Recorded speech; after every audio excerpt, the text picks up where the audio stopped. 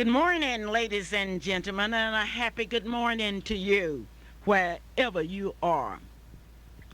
This is a Clara Luper radio show, and the show is brought to you by your favorite Allstate insurance agent, your exclusive neighborhood agent, Marilyn Hildred.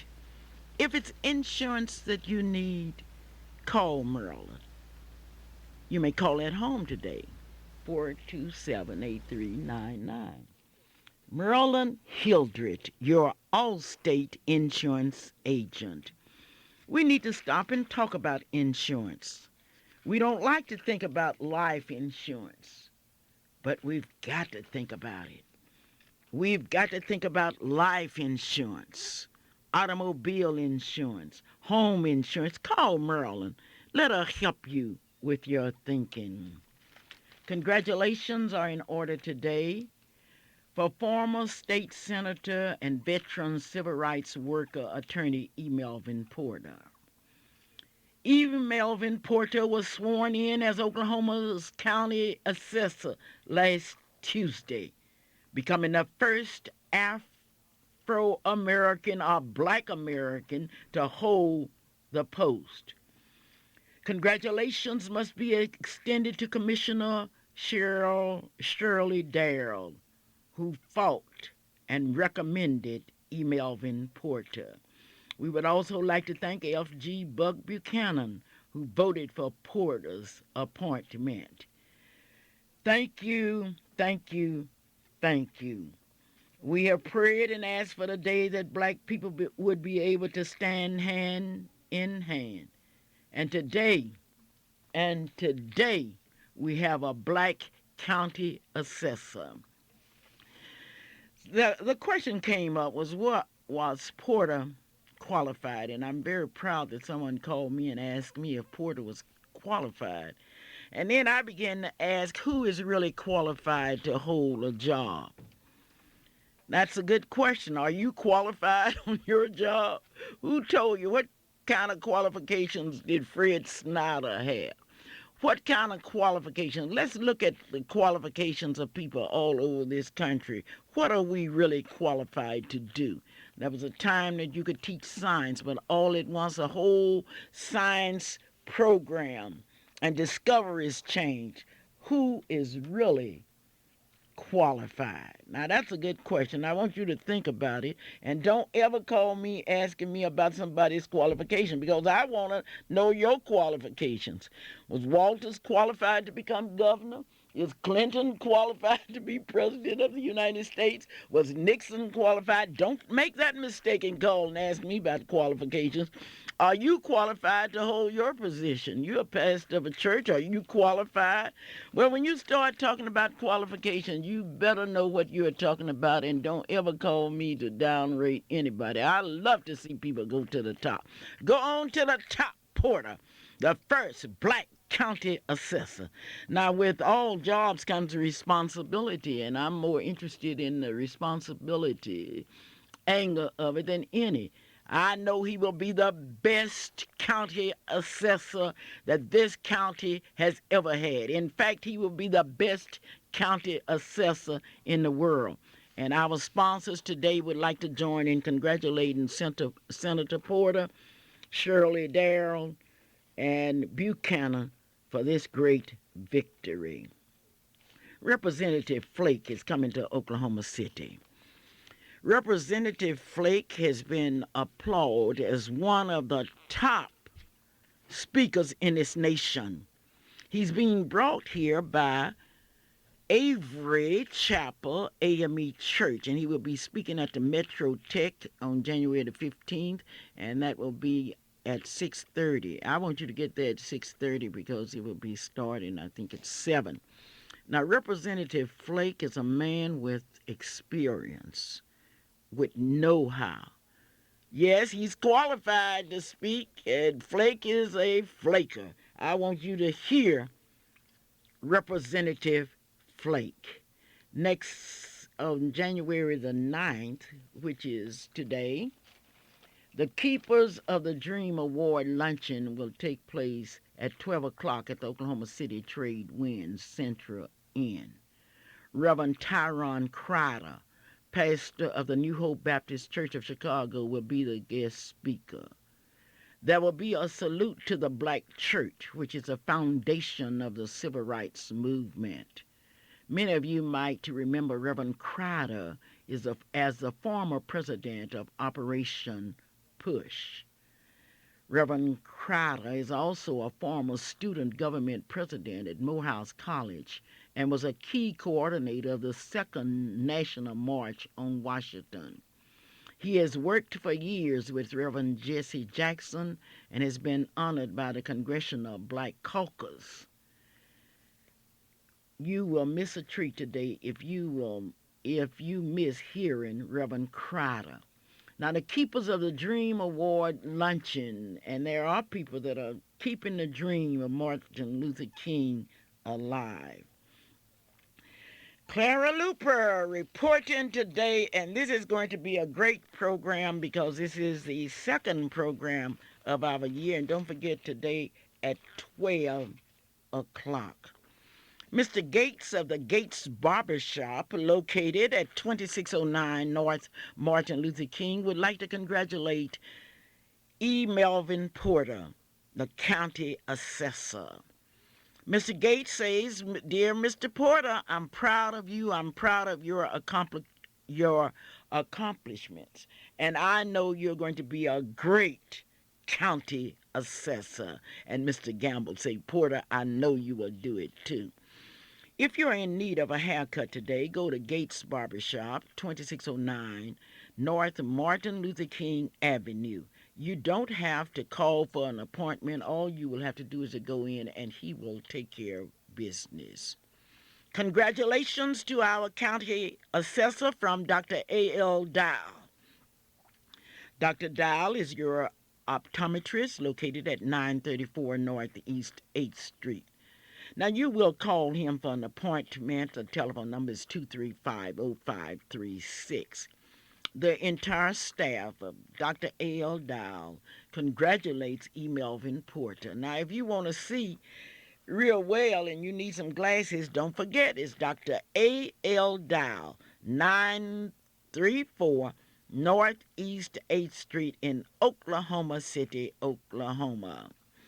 Congratulations to E. Melvin Porter from the hometown IGA, located at 2001 Northeast 23rd Street, or at 23rd and Martin Luther King.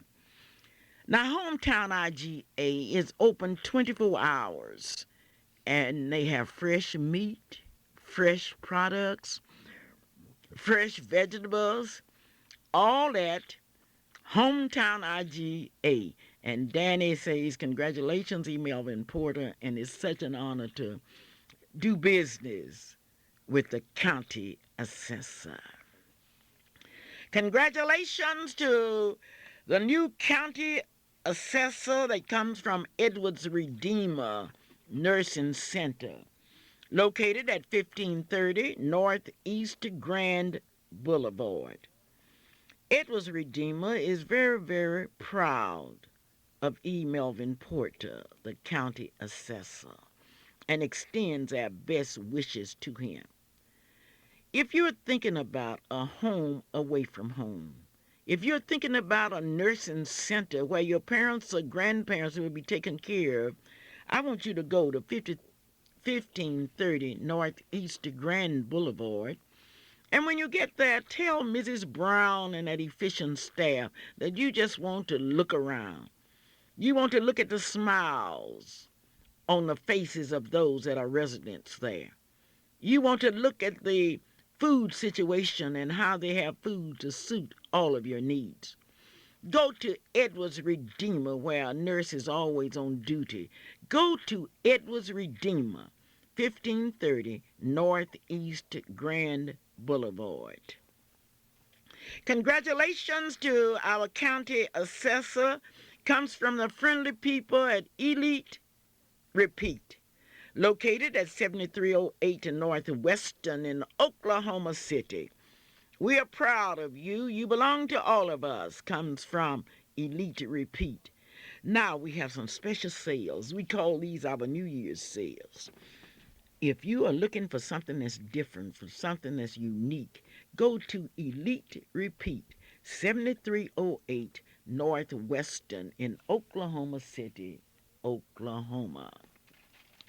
Today is really the kickoff because we have the Keepers of the Dream Award luncheon that will start today at exactly 12 o'clock. There will also be a big week that's coming up, and you're going to be proud of all of the activities that will be taking place at in Oklahoma City and the surrounding areas.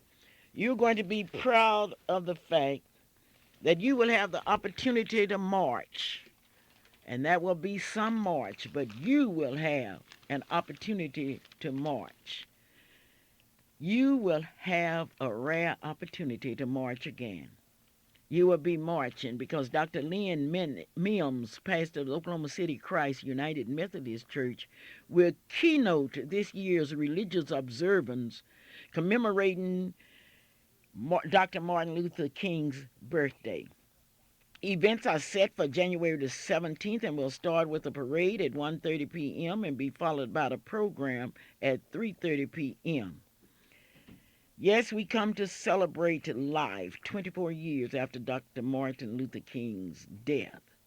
The parade route begins at the Northeast High School parking lot and proceeds north to St. John's Missionary Baptist Church, where the program will be held. Reverend Cesar will serve as this year's parade marshal.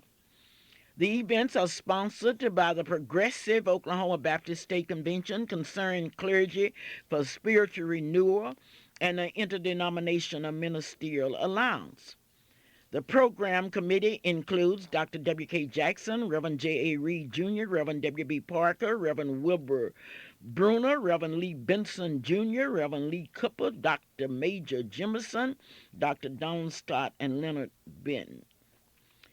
Now, one thing that yesterday we were proud of the reception that Elvis Presley got.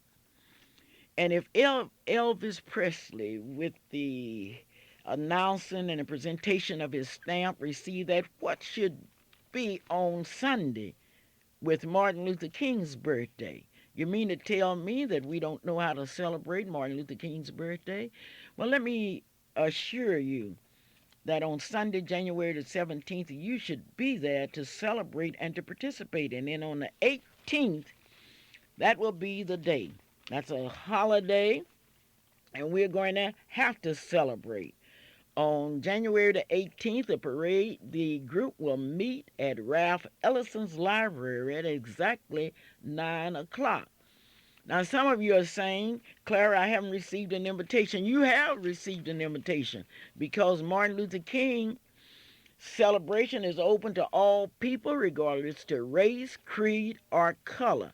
I don't want you to say you haven't received an invitation. I want you to say that I desire not to participate because I know that I am invited. You are invited to be a part of that celebration. And they will parade on to the state capitol where you will have the opportunity to hear many of our distinguished people. And I certainly would like to thank the Young Methodists for inviting me to be their guest speaker. You've been very, very kind, and I want you to know that I do appreciate the opportunity of speaking to young people. I will be at Canyons Camp, and I am very proud.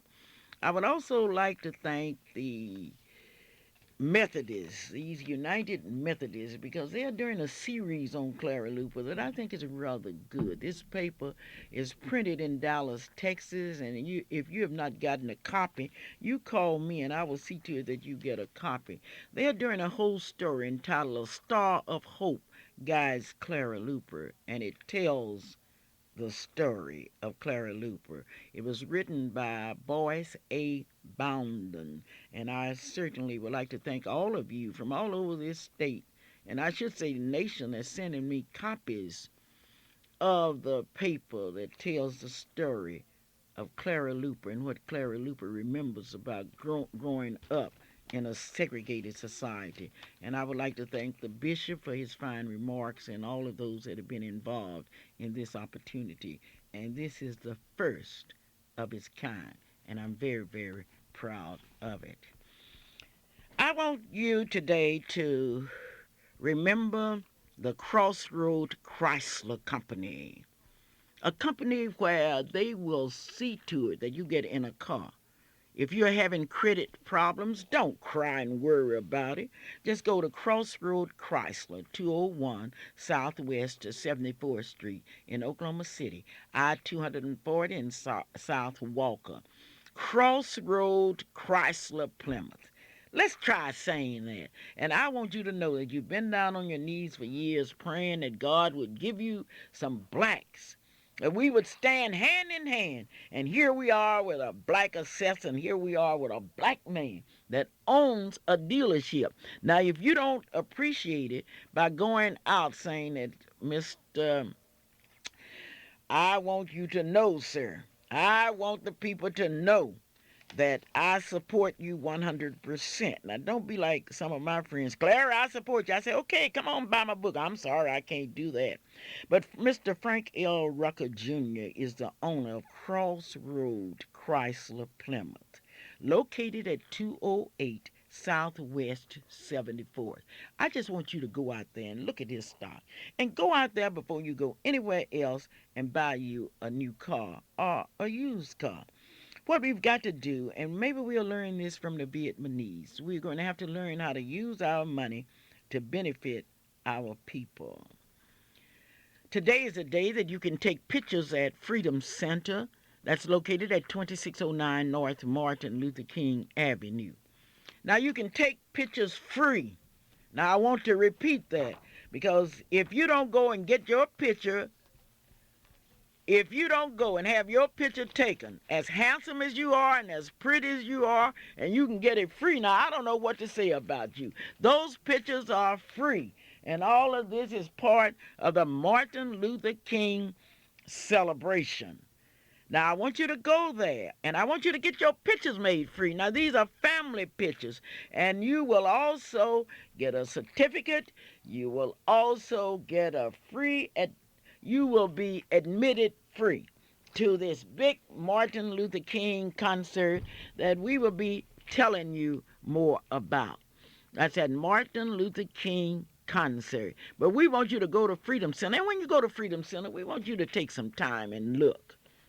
We want you to look at the wall, because on that wall you will see 246 stones that represent the 246 years that blacks were in slavery.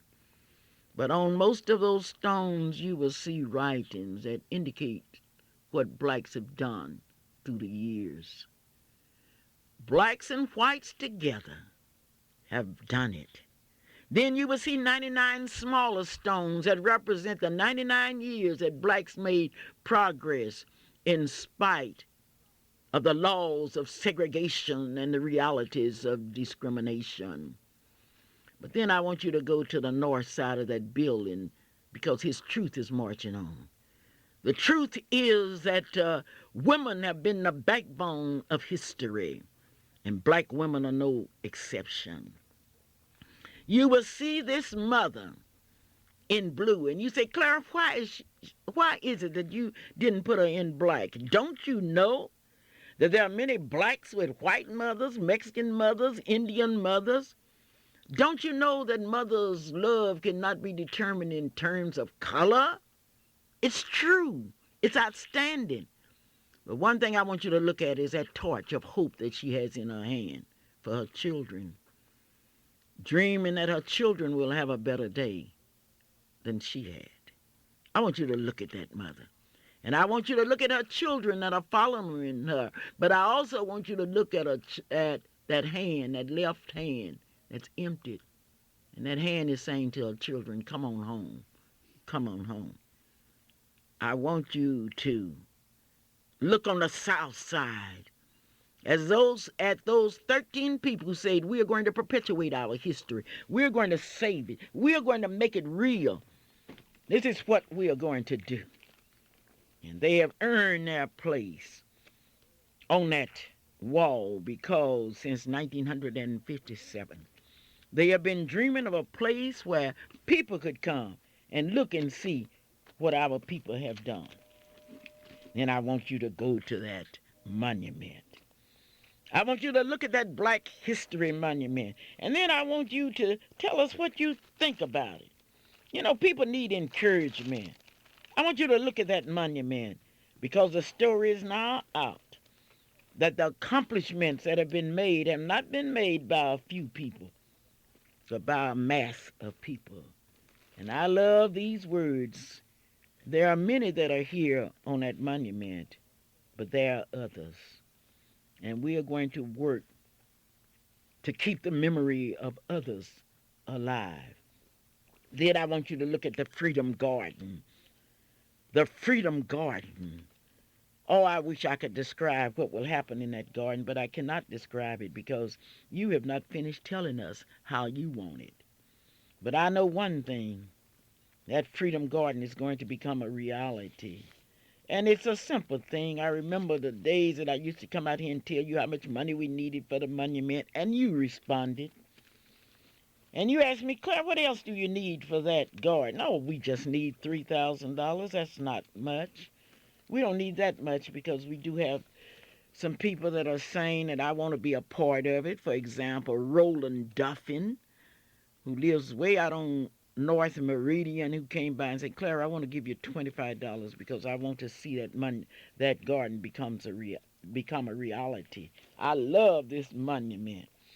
I would hate to say that they built the monument and I didn't help pay for it. They bought the land and I didn't help, and they're working on the garden. But today is a day that you can help because now those of you that are going into Freedom Center, leave a donation, and there's some envelopes in there, and leave a donation and say, I want to see this completed. I need a favor today, and I'm going to do something that has never been done before. With your help, I believe that I can do it. Now, in Oklahoma City, somebody knows about a young lady who finished Douglas High School, or who attended Douglas High School way back in the 40s. The only thing that we know about this young lady, now we don't have but one fact, and that is that her first name was Audrey, and that's capital Audrie. We know that she belongs to a family that's now living in Michigan, and she has been, I don't know, the family has not seen her. Her name was Audrey, and she attended Douglas High School in the 40s. And I need you to call me here today and tell me that you remember Audrey. I don't know her last name. The number out here is 672-1220. A very beautiful young lady. We want to find Audrey. We had somebody say she moved to Pasadena, California. Now, if you attended Douglas High School in the 40s and you can remember a girl named Audrey, call me. Let's do something that has never been done before. This family has tried to find Audrey. They don't know whether she's still alive or what have you, but they want to find Audrey. And I say that I had the most intelligent radio audience in the state of Oklahoma, or in the United States, and that we would see if we can't find Audrey. Audrey attended Douglas High School, and if you have an annual of the 40s, please look through there and see if you have an Audrey, capital Audrie. This is the Clara Luper radio show, and I'm so honored today to have one of my ace reporters with me who has not been here in a long time, and that's Shelley. Shelley, how are you today? I'm just fine, thank you. Okay, give me a report of your activities. You have not been here. No, I have been busy at school. Okay, where are you in school? I attend Langston University. What do you think about Langston University? I enjoy it very much. I think it's a very good institution and very happy I made the decision to attend school there. Okay, well, tell me, do you have a large number of students at Langston University this year? Yes, we do. One of the largest enrollments in school history. Who is your president? Dr. Ernest L. Holloway. I thought about that question because I remember something that related to the president. Is he a good president? Yes, he is. Okay, when does school start? I know you've been home during the holidays, and when does school start? Enrollment begins on Monday. Classes officially start on Thursday, the 14th. Now, during the time that you have been home, what have you been doing? I've been enjoying my vacation and also working. Where have you been working during the holidays? I have been working at a store in the mall as well as for you Well, I know anytime you work for me, that's really a good job. Okay, what was the name of the store that you worked for in the mall? at Express. At Express. Would you like to thank the people that came in and bought from you? Yes, I would like to thank all of my friends and relatives who have come in to the store to support me. I really appreciate it. Okay, now let's talk about the Black History Monument. The first question, do you feel that there was a need for a Black History Monument? Yes, Why? there's a need because it is important for us, not only as black people, but as far as the human race, to not forget the struggles that we have had to make in order to be given the status as equal citizens. Even though there are still forms of discrimination, we've we've overcome slavery and legalized segregation, and it's important that we not forget the struggles that we have made or the struggles that we have endured. Have you had any reaction from the monument from your peers? Yes, I have. I've had a lot of people tell me that they saw the monument, and it's all been positive feedback about it, which I'm really happy about it since I was a part of the monument. When we started on the monument, did you believe that we would have finished it at this particular time? The monument happened really quickly. I knew that with the able people that we have in the NAACP Youth Council, leaders and advisors, that once we start on a task, it will be finished. But I really didn't know what the monument was going to look like. It was hard to tell from the drawings that we had. But it's a really nice monument, and I'm really pleased. All right, I know you would be pleased to know that there are many schools that are visiting Freedom Center and looking at the monument and what have you. And I know you're real proud, and I know there'll be a lot of people that will be coming up to the monument, taking pictures and also taking pictures with Martin Luther King Jr. Well, on the that's monument wonderful. during his celebration. Who's your favorite character on that monument? That's really a hard question to answer because every character or person on the monument has made a significant contribution to history, and it would be hard just to name one person. I think of you, I think of Martin Luther King Jr., I think of Malcolm X, Benjamin Hooks, and then also the future leaders such as Chris Fowler and myself. Oh, So I it's really see. hard just to pick one person. You have seen the film Malcolm X. What do you think about it? I thought it was a really good film and important for everyone to see. I think also along with the film, people should read the book. I think the film was pretty much true to the book. The book I'm speaking of is the autobiography of Malcolm X as told to Alex Haley.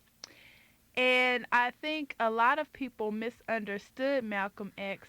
They only want to portray him as being violent, and they really didn't know anything about him, how he grew up, the environment, the situation that happened with his father, and the images he had as a child growing up, which led him to be the way that he was. But many people do not pay attention to his transformation after his pilgrimage when he came back in a new light about we're all brothers and sisters. Many people want to downplay him by saying he's just violent and against white people when actually he progressed to think of us as all brothers.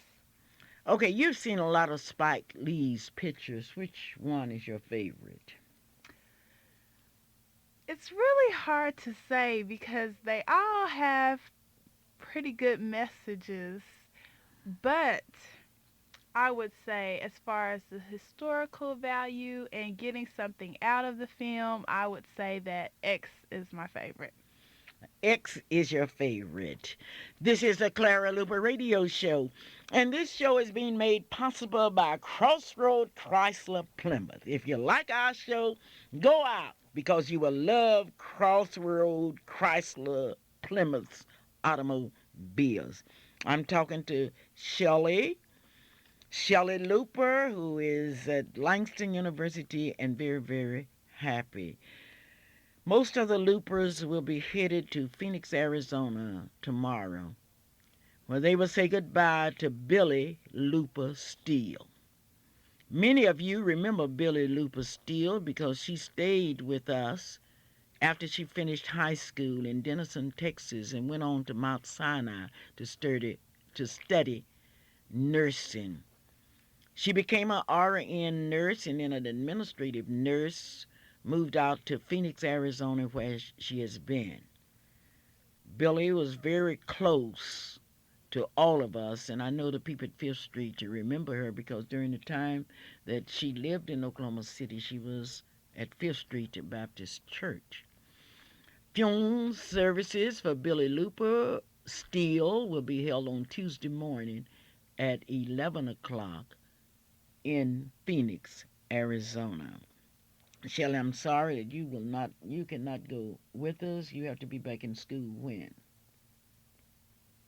On Monday to On enroll. Monday. Okay, well, we will represent you. This is a Clara Luper radio show, and it's time for you to go have your picture made. Go have your picture made in order that you can look at yourself and say, oh, I know I'm good looking. You know, if you aren't proud of yourself, who will be? And I want you to really be proud of yourself. I want you also to support the Keepers of the Dream banquet today at 12 o'clock. Ladies and gentlemen, it is now time for us to talk about Miss Black, Oklahoma.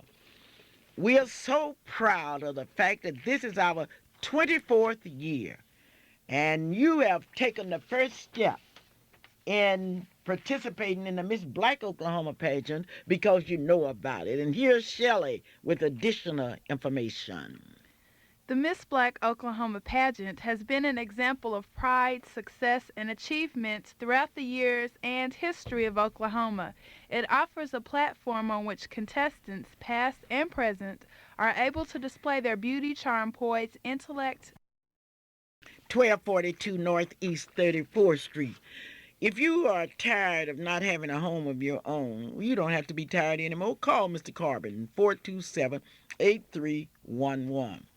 I would like to have a meeting with all of those neighborhood school people. I would like to just see you because you remember when we were fighting over neighborhood schools and when the NACP stood up and said, we don't want neighborhood schools, we want integrated schools, and you young mothers, young fathers, and you young people talking about, we didn't know what we were talking about. Well, I want to ask some questions now. What's going to happen to the schools on the northeast side of Oklahoma City? I have some references here where during that struggle, you stated that by pushing for neighborhood schools, we would save the schools. The NACP told you that by pushing for neighborhood schools, you're going to lose the schools. Now, we have some big stories that will be coming out, and a lot of you will be crying. Well, all I can say is that when we went to the Supreme Court of the United States, we asked you to go with us. You did not go. Rather, you laughed at us. You said that we didn't know what we were talking about. These good white folks are going to take care of you in your neighborhood schools. You are improved. Now I want you to come and I want you to tell me all about your neighborhood schools.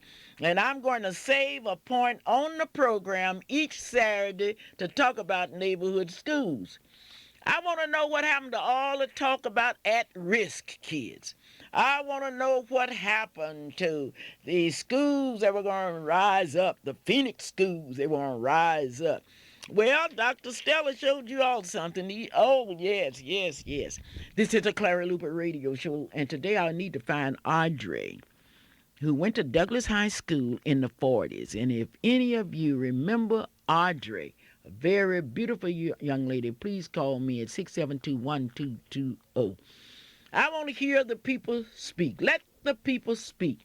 The Emancipation Proclamation Tea was postponed last Sunday because of the weather, but it will be held this Sunday from 4 to 6 at Freedom Center, 2609 North Martin Luther King. And we invite you to be there and participate. It's going to be the same tea that we've had since 1957, where there will be one table that will be fixed like it was in 1863, and there will be another table that's fixed like where we are today. Mrs. Gloria Matthews will be in charge of that table, and Mrs. Hunter will be in charge of the table of 1863. There would be a lot of characters there that would be imitating various people in American history, and I want you to be there. Call me at 672-1220 and tell me about your neighborhood schools. Tell me what you think about the monument. And just tell me something, because you have the answers. I can just hear those witnesses. I want a neighborhood school so that my kids, I'll know where my kids are. You just watch the trend. You'll know where your kids are in a few days or a few weeks. Neighborhood schools. This is Clara Luper, and I'm going to be talking about that. I can hardly wait to go to the Board of Education meeting when they say to the neighborhood schools, okay, neighborhood schools. Tell me, what have you heard about these neighborhood schools and what's going to happen? We told you back when we went to court that they would not work. They had not worked anywhere, and there are a lot of reasons. Clara Luper. Yes, yes, yes. This is Clara Luper. Hello? I'm trying. Am I doing anything wrong? Hello? I sure want to make sure I get these calls because they are important to me today. Okay.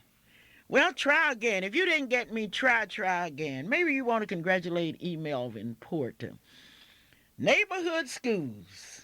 Dr. Stella at risk. Had people go around here telling us that we were at risk. You know who really was at risk? The Board of Education, the administrators, those of us that were teachers, all of us are at risk. As looking at the bowl games, I want to ask a question, and you can answer this one. Why is it that Oklahoma City does not have bands like they have in other places? Did you see all of the bands across the state, the nation? Why is it we no longer have bands with 100 students in it? You can't tell me that this generation cannot play instruments. Are we looking after the cultural part of our young people? Did you see all those bands? And I would like to congratulate Moore's band. All right, now this is Clara. Come on. Hello? Hello? Hello? Yes? I was inquiring about the lady looking for named Audrey. We went to school with a girl named Ann Audrey in the late 40s. I don't know if it's one and the same or not. It could be. Could we take your name and call you after the program? Yes. Okay, because we have an award for the person that can find this girl. And it's Audrie. Now we have a picture of her which says, yours sincerely, Audria. Mm-hmm. Okay? Yeah. Would you give us your name? Okay, my name is Ernestine McVeigh, MCVEA. Uh-huh. My number is 424-1372. Okay, we'll call you after the broadcast. Okay, thanks. Okay. I want to know, where are the neighborhood school people? Where are those at risk? Where are those Phoenix? Well, we're getting ready to start a new legislative term. We know about the Black Caucus, and I've been very critical of the Black Caucus, and some of you have jumped on me, but you didn't even know that in the Black Caucus, that if one person vote against an item, that cannot go over. And I want to invite Representative Munson, the chairperson, to come out and explain it to us. Hello? Hello? Are you afraid to talk about these neighborhood schools that you all worked so hard for? Okay, well, that's all right. We'll see. You'll be talking in the next weeks when you find out what's going to happen to your favorite schools. And some of them on the suicide list, which means they will be no more. This is the Clara Luper radio show, and today I am only reminding you that unless we start thinking, we are going to be in some serious trouble. And sometimes you have to follow people that have had experience with this kind of action. And we are talking about neighborhood schools. Because if you can do away with the first 3 grades, you can certainly do away with the rest of them. Maybe it'd be a good thing if we close all of the schools and just say, well, we don't want any more public schools. Your president decided that he would send his daughter not to a public school, but to a private school. It's easy to talk that talk, but many of our white friends walk that walk, and President-elect Clinton has walked that walk.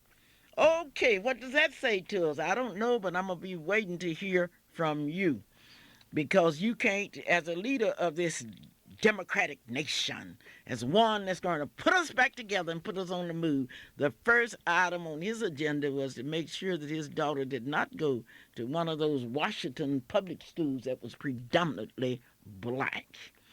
Well, Mr. Clinton, we are going to be watching you, and you could be a one-termer. And you say, well, he's made appointments. Sure, he's made appointments, but have you looked at the voting record? If it hadn't been for that black vote, he never would have been president of the United States elect. I do hope that he will make a good president, and we are looking forward to his administration, but he sure made a bad step when I think it was kind of jiving us. You remember when they went to these schools in Washington, the kids were all excited, and the kids were thinking they would have the opportunity to go to school with a president's daughter, and then the slap came. Bam! I'm going to put my daughter in private school. Well, let's talk about the neighborhood schools. Where are they? I haven't even heard from Letty Ruth today. Letty Ruth was one that told you, too, about these neighborhood schools. We're going to have some neighborhood schools, and certainly we are going to give you a report on them. We are looking for Audrey, and we would like to thank those of you that's going to assist us. Remember, she went to Douglas High School in the 40s. Those of you that have not had your pictures made, please go and have your pictures made. You deserve a picture. And that's at at Freedom Center, 2609 North Martin Luther King. You can have your picture made for free today. Until 5 o'clock, so be sure and get on up there now and have your picture made. All right, this is Clara Luper. Hello. Hello, Mrs. Luper, and hello to the radio audience. This is Lady Ruth Hunter. How are you doing today? I'm fine today. Fine, Mrs. Luper. I was listening to you on the radio as I was coming, and I stopped by the Freedom Center so that I could call in and ask you, what are you talking about the neighborhood schools? I didn't understand all of what you were saying about the neighborhood schools. Well, Oklahoma City is going to receive an educational shock, I think, by the end of this year as you look at the neighborhood schools. And I want you all to tell, no, not you, because you were with us. You remember how those young black mothers stood down there and told us what all was going to happen as a result of neighborhood schools? Oh, sure. They wanted those. They thought those were the best things that could happen in Oklahoma City. They wanted the neighborhood schools, and they wanted their children, they could just see all of the good possibilities. But from what I could hear you say, I know that we're not going to go back to where we were like when we had all of the fifth-year centers, do you remember we had no elementary schools on the northeast sector of town? Not an elementary school. So all of our little children would bus someplace. Now you tell me that we are not, and we had all the fifth-year centers, so now we're going to have what? I'm not going to tell you. It's going to come from your Board of Education and your neighborhood school fans. This town is going to be shocked when they find out what's going to happen to the schools. Now, what we would ask you to do is to be on the alert. And be on the alert. Look out. See what's going to happen to the schools. So in other words, they're taking all of our high schools and going to give us all the elementary schools. I'm not saying what they are going to do because that's going to come. That announcement will come from the Board of Education and the administrators. I'm just going to say, watch it. You can dress a snake up in all kind of clothes and put him in the living room, the dining room, or the kitchen, but he's still a snake. And so you can dress segregation and discrimination up, call it at risk, call it, what you call those phoenix schools that's going to rise from the earth? From the ashes. From the ashes. I still haven't figured that one out. That has been a mystery to me then. It's a mystery to me now. I'm looking for something to come up out of them ashes because what I saw there were already alive. And they tell me that phoenix bird was something that burned to ashes and something had to come up out of them ashes. Something's going to come up all right, but it's going to shock you and it's going to knock a lot of people out of jobs and opportunity. But maybe that was all in the plan. Now, NACP has had years of experience in fighting discrimination, and we know it when we see it. We know a snake when we see one. And you haven't heard anything about the at-risk schools this term, have you? No, and the phoenix is dying down, too. Okay. I thought it was supposed to come alive, but look like the phoenix is dying down. Now, which way is it supposed to go? I don't know, but I'm going to invite the educators here, but I want to wait until the story breaks. I just want to see the faces of people in this community saying, I didn't believe that they would close my school. We told you that, though, didn't we? I'm telling you. I am telling you. I'm telling you. Well, Miss Luper, we live and learn, I guess. So I wonder what it's going to do when they take all of our high schools and give us grades 1 through 5 all on the northeast side. I don't know. Now, I didn't say that. I didn't say that. This is my thinking. I'm saying, Mrs.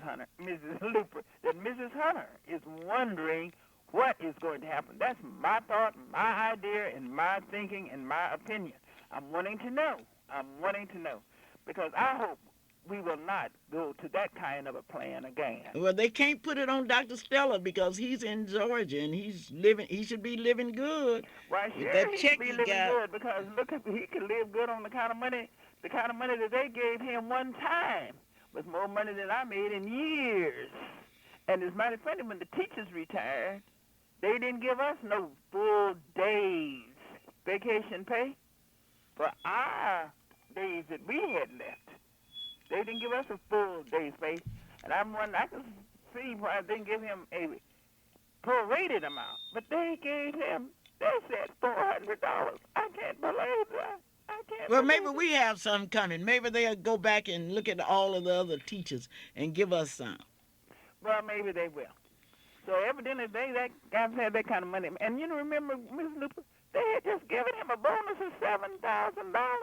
I can't believe this. Well, I don't blame him. The blame could not be on him because if somebody would give you $7,000 and say, well, you've done a job well. And we'll see. We're going to look at this job. And let me ask you a question. I looked at the bands during the Bowl Parade. Why is it that Oklahoma City, with thousands of young people, why is it that we can't have no big bands? I don't know why our bands have gone down like they have, but they have gone down. And they're way down. I question that, Mrs. Luper. I question that when Douglas High School did not have a band. I question that. And I went to the board and I talked with Dr. Stella and I told him I thought we should have a band and it's a shame that he was denying the school that privilege. And he sent a half-day teacher over there. I said, forget it. Because you can't be no half-day teacher. You're going to teach some classes and band too. That was a matter of impossibility. But we will see what we will see. And until the citizens and the patrons of this town wake up and see what's happening and do something about it, we would continue to be on the low limb of the tree. Well, Letty, while you're talking, I would certainly like to call your attention to that Methodist paper that tells this whole story of Clara Luper. What did you think of it? Oh, Ms. Luper, that was the most fantastic, fascinating article that I have ever read. And this paper came out of Dallas, Texas. Dallas, Texas. Now, if you have not seen that article, and it says a star, what was the title A of Star that? of Hope A guides Clara Star Luper. of Hope guides Clara Luper.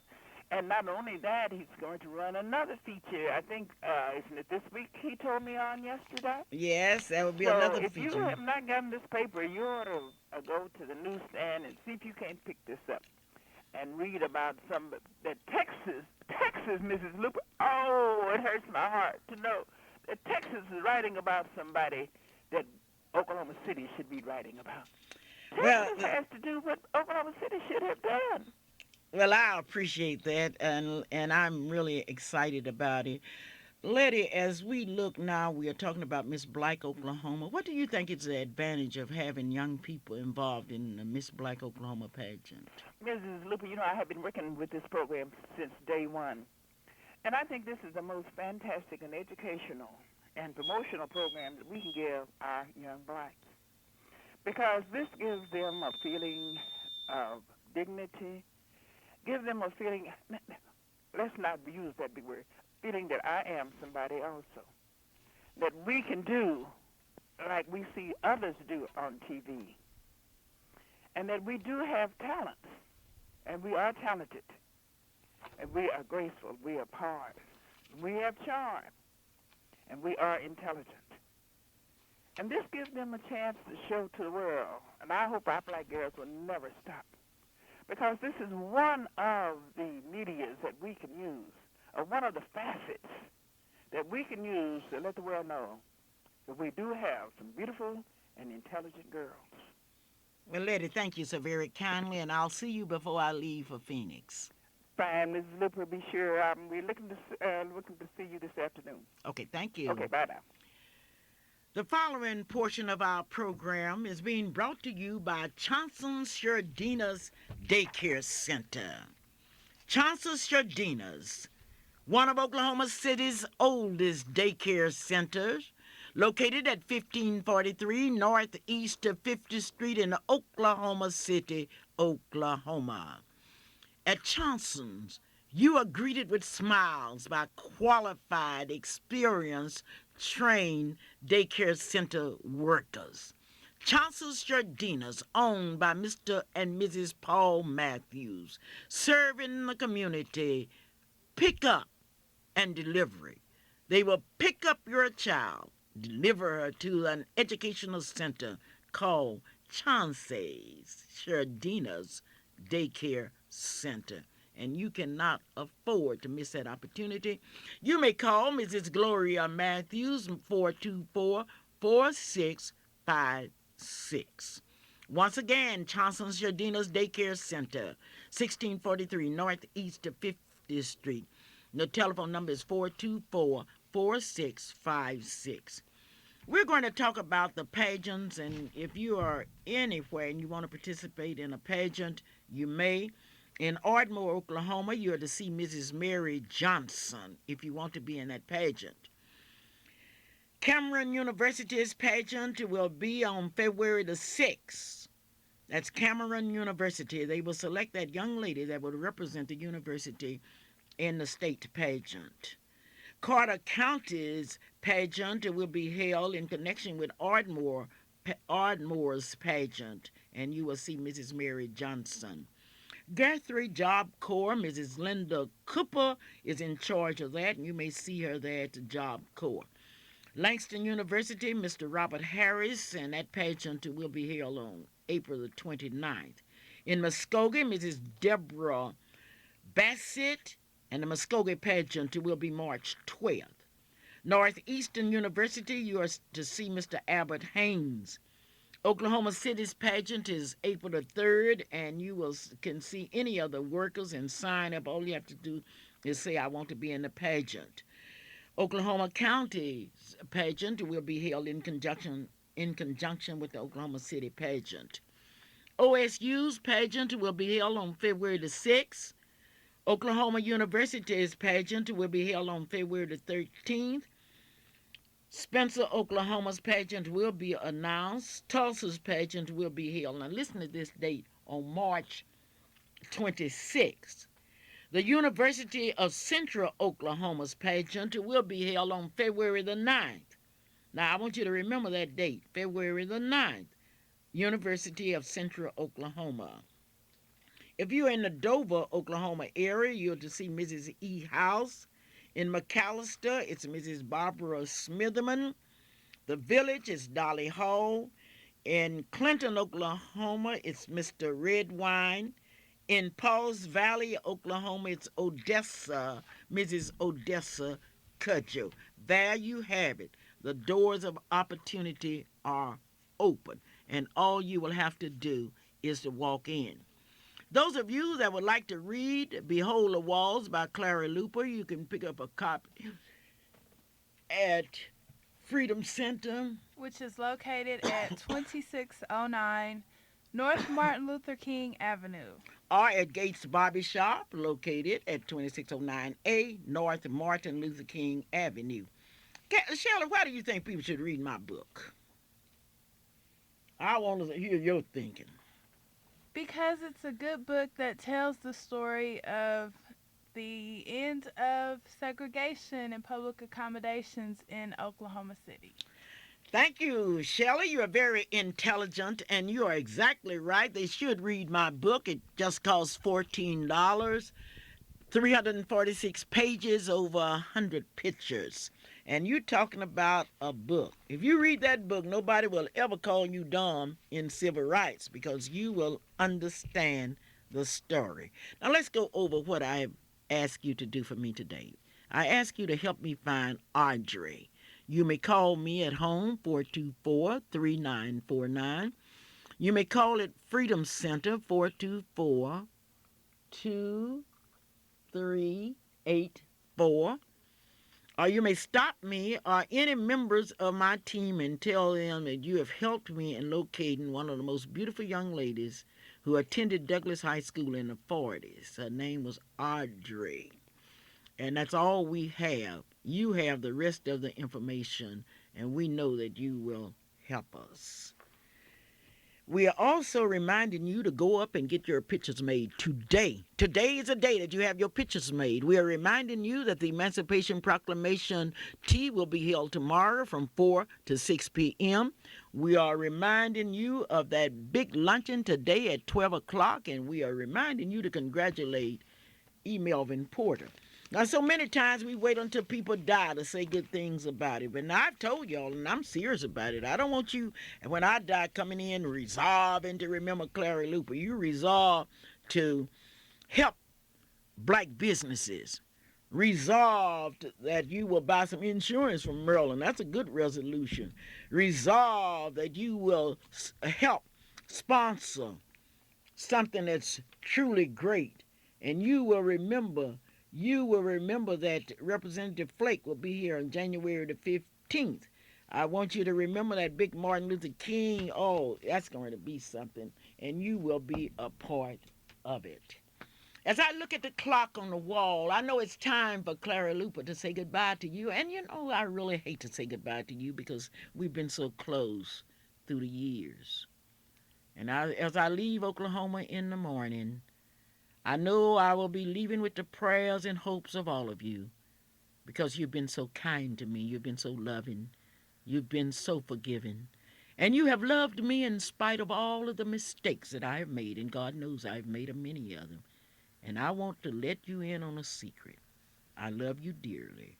And may God bless each of you. And I continue to beg you young people to put your guns down, your knives, and stop stealing. Let's show people who we are. Clara Luper saying goodbye, and I do love you. Bye-bye.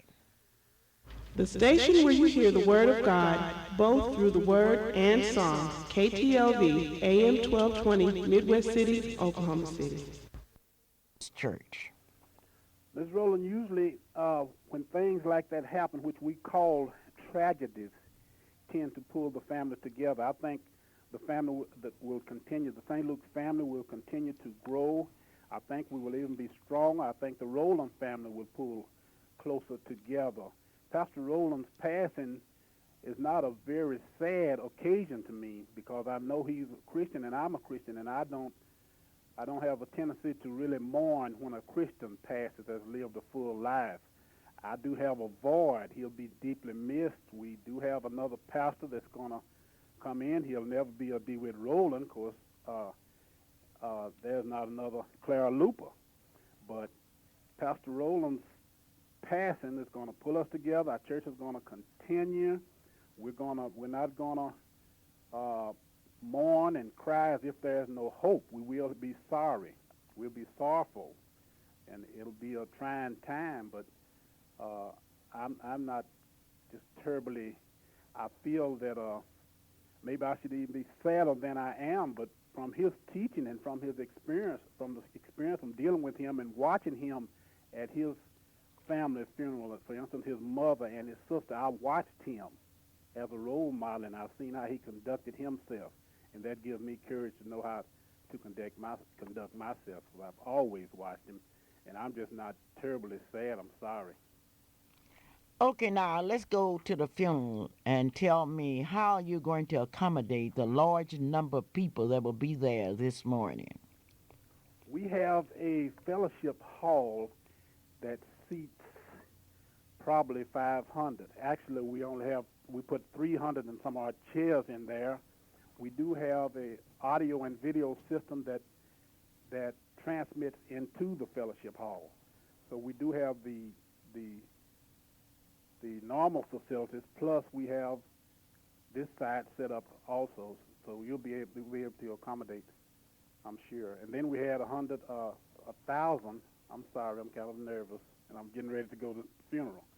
We had 1,000 copies printed up, and I'm just sure we'll be able to do it. All the ushers are on guard. We have some places reserved for the Baptist Ministerial Alliance. We have places reserved for the large Rowland family. We have people that are working at the church at this very moment preparing food. In fact, my wife and I have been there once already this morning. I'm at home now getting ready, but we're ready. The church is ready. The people are ready to say goodbye to what I call a spiritual giant. Would you just tell me one sermon that you will remember most about that was delivered by Dr. Rowland? Dr. Rowland's motto was, "Follow me as I follow Christ." And he preached so many sermons until it's hard to really differentiate the main sermon one from another.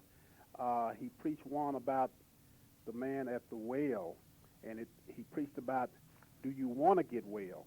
So many people, I think, use their problem, their frustration, their ailments as crutches. And you have to want to achieve. And then he taught that it's prayer, and that sticks in my mind too. Not just pray and get up and go about your merry way, but then after you pray, then you have to have something follows prayer. And also things happen after prayer. Joe, it's certainly been a pleasure to talk to you this morning. And so many people ask me, who did our work at Freedom Center? Would you mind telling them, please? Orange and Sons, Trucking and Construction. We did the work. Mrs. Luper. Yes. I have some notes here. I know your time's short. Oh, no, never too short for Joe Orange. Oh, well, thank you. I wanted to say that Pastor Rowland was so concerned about the members of the church. I remember when we had a fellow named Brother Brown that was sick, and he was incapacitated. He was at home. The church, Pastor Rowland formed a committee, in which I was on that committee, to minister to Brother Brown, and we had the duties of going there each day. The church even bought a sauna bath for him to take his daily massage with. Also, I'd like to tell you that the St. Luke family is working, and we are responsible. We do have a retirement plan. We've had a retirement plan in place for Pastor Rowland for several years.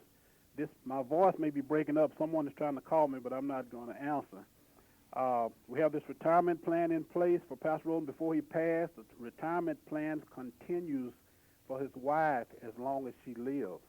He does have 6 sons and 1 daughter, and I don't want to go back over everything that Pastor Reed said, but I would like to say that he has 4 sons that are preachers. This is a tribute to Pastor Rowland. He has 4 sons that are preachers.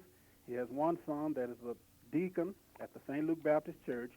He has 1 son that is a president of the St. Luke Choir. He has a daughter who is active in church, lives in Texas, that you would think lived in Spencer these past trying months, because she's been here just almost all the time. He has various degrees which are in the paper, and I don't have time to read all of those, but he is a doctor, and his vision was the St. Luke Christian Academy, and that was achieved before his passing on. I'm very thankful for that. And let me tell you that on December the 1st, the students from the St. Luke Christian Academy visited Freedom Center, and it was quite an experience. There were 44 of them, well-mannered, eager to learn